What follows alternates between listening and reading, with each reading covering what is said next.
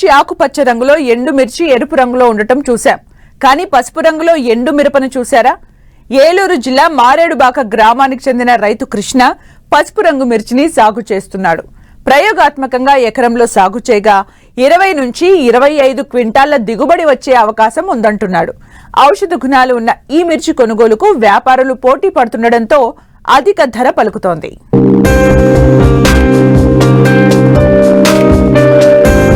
పసుపు రంగు మిర్చి, దీన్ని మన దేశంలో పంజాబ్, దక్షిణ కాశ్మీర్లో ఈ రకాన్ని రైతులు ఎక్కువగా సాగు చేస్తారు.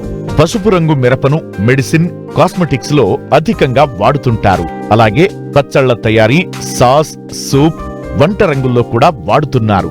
అందుకే మార్కెట్లో దీనికి డిమాండ్ ఎక్కువ. సాధారణంగా మిరపకాయలు ఆకుపచ్చ రంగులో ఉండి పండిన తరువాత ఎరుపు రంగుకు మారతాయి. ప్రస్తుతం పసుపు రంగులో ఉండే కొత్త రకం మిరప పిందెగా ఉన్నప్పుడు తెల్లగాను, పెరిగే దశలో నల్లగాను, పంట చేతికి వచ్చాక పచ్చగా రంగు మారుతుంది. ఈ రకాన్ని తెలుగు రాష్ట్రాల్లో అక్కడక్కడా పండిస్తున్నారు. సాధారణ మిర్చితో పోల్చితే అధిక ధరలు దక్కుతుండటంతో దీనిపై ఆసక్తి చూపుతున్నారు. ఈ కోవలోనే ఏలూరు జిల్లా కుక్కునూరు మండలం మరేడుబాక గ్రామానికి చెందిన రైతు రింగారెడ్డి కృష్ణ ఎకరంలో ప్రయోగాత్మకంగా ఎల్లో గోల్డ్ రకం మిరపను సాగు చేశారు.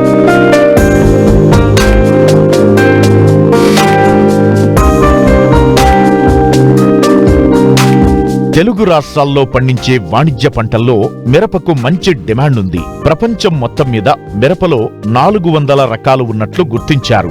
ముఖ్యంగా తేజ, లావు, చపాటాలు, బాడిగా, కడ్డీ వంటి మిరప రకాలకు మంచి డిమాండ్ ఉంటుంది.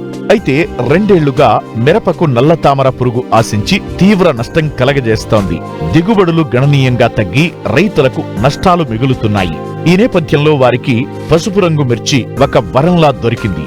ఈ రకం మిరపకు నల్లతామర పురుగు ఉధృతి పెద్దగా లేకపోవడం, దిగుబడి కూడా అధికంగా వస్తుండటం, అలాగే మార్కెట్లో కూడా అధిక ధర పలుకుతుండటంతో రైతు కృష్ణ ప్రయోగాత్మకంగా సాగు చేపట్టారు. ప్రస్తుతం దిగుబడులు వస్తున్నాయి. పాత రకాలతో పోల్చితే అధిక లాభాలు వస్తాయని ఆశాభావం వ్యక్తం చేస్తున్నారు. నేను గత 10 సంవత్సరాల నుంచి మిర్చి సాగు చేస్తున్నా.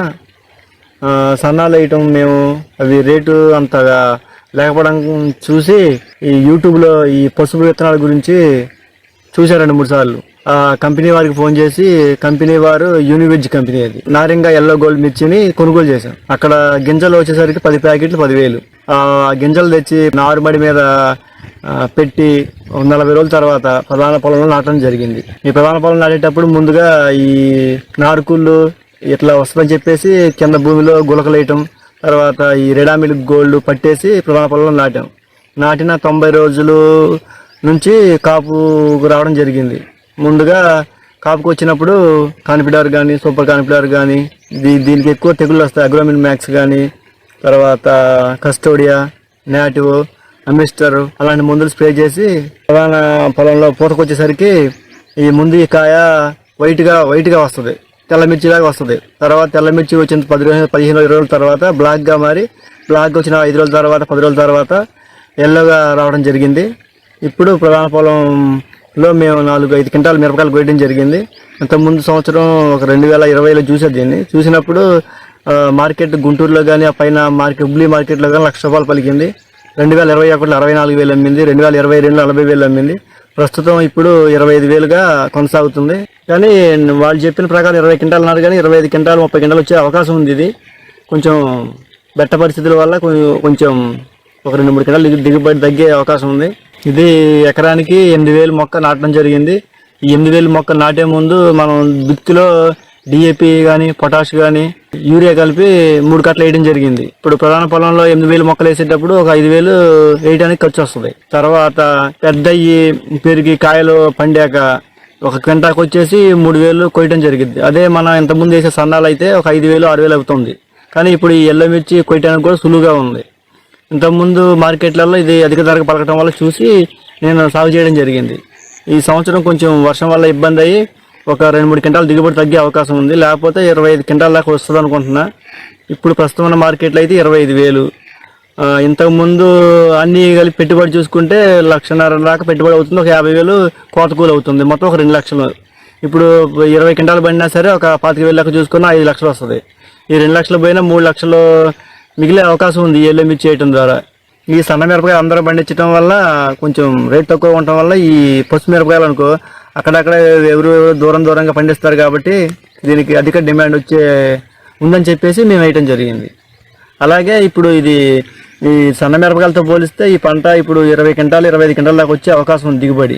ఇప్పుడు మనకి పండే తేజ మిరపకాయలు కానీ నెంబర్ 5 మిరపకాయలు కానీ తర్వాత ఈ బాడికలు కానీ మన దేశీయ అవసరాల కోసం, తర్వాత ఈ పెయింట్ కోసం, తర్వాత ఈ ఆయిల్ తీయటం కోసం ఉపయోగిస్తారు. అదే ఈ ఎల్లో మిరపకాయలు అయితే మెడిసిన్స్ కానీ కాస్మెటిక్స్ కానీ ఉపయోగిస్తారని యూనివెజ్ కంపెనీ వారు మాకు చెప్పడం జరిగింది. ఈ మెడిసిన్స్కి తర్వాత ఈ కాస్మెటిక్స్కి రేరుగా ఉపయోగించడం వల్ల ఈ మిర్చికి అధిక డిమాండ్ ఉంటుందని చెప్పేసి మేము వేయడం జరిగింది. ఇప్పుడు ఈ నారింగ ఎల్లో గోల్డ్ మిర్చిలో ఉన్న గొప్పతనం ఏంటంటే ఇంతకుముందు మనం వేసే ఇప్పుడు ఈ తేజ రకాలు కానీ ఈ నెంబర్ 5 రకాలు కానీ ఈ కడ్డీ బాడిగా తర్వాత ఈ 6-3 రకాలు కానీ తర్వాత 444 రకాలు కానీ ఈ 3-4 సంవత్సరాలు బట్టి విపరీతమైన ఎర్రనల్లి తామర పురుగుల వల్ల డ్యామేజ్ అయిపోయే తోటలన్నీ అసలు కాయట్ల.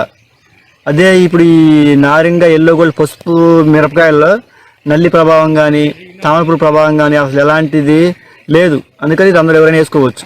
ప్రతికూల పరిస్థితుల్లో కొంత దిగుబడులు తగ్గినా ఎకరాకు 20 నుంచి 25 క్వింటాళ్ల వరకు రావచ్చని రైతులు ఆశిస్తున్నారు.